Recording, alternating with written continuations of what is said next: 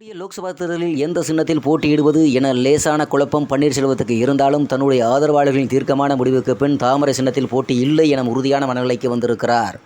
தன் அணி நிர்வாகிகளுடன் நேற்று நடந்த ஆலோசனை கூட்டத்திற்கு பின் இப்படி ஒரு முடிவை அவர் எடுத்திருப்பதாக கூறப்படுகிறது செய்தி வட்டாரங்களில். அதிமுகவிலிருந்து நீக்கப்பட்ட முன்னாள் முதல்வர் பன்னீர்செல்வம் தனி அணியாக செயல்பட்டு வருகிறார். லோக்சபா தேர்தலில் பாஜக கூட்டணியில் இணைந்து போட்டியிட முடிவு செய்திருக்கிறார். பாஜக தலைவருடன் நடந்த கூட்டணி பேச்சில் பாஜக தரப்பில் தாமரை சின்னத்தில் போட்டியிடும்படி கூறியிருக்கிறார்கள். அதை பன்னீர்செல்வம் ஏற்கவில்லை.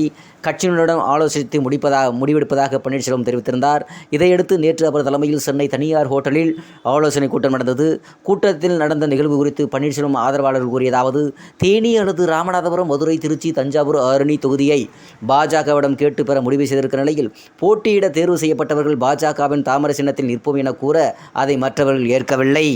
இரட்டை இலை சின்னம் கேட்டு தேர்தல் கமிஷனுக்கு செல்ல முடிவு எடுத்திருக்கிற நிலையில் கட்சியிலிருந்து நீக்கப்பட்டதை எதிர்த்து வழக்கு தொடர்ந்திருக்கிறோம். இந்நிலையில் தாமரை சின்னத்தில் களமிறங்கினால் அது நாம் மேற்கொண்ட நடவடிக்கைகளுக்கு பின்னடைவை ஏற்படுத்தும். எனவே தாமரை சின்னத்தில் போட்டியிடக்கூடாது என்றனர்.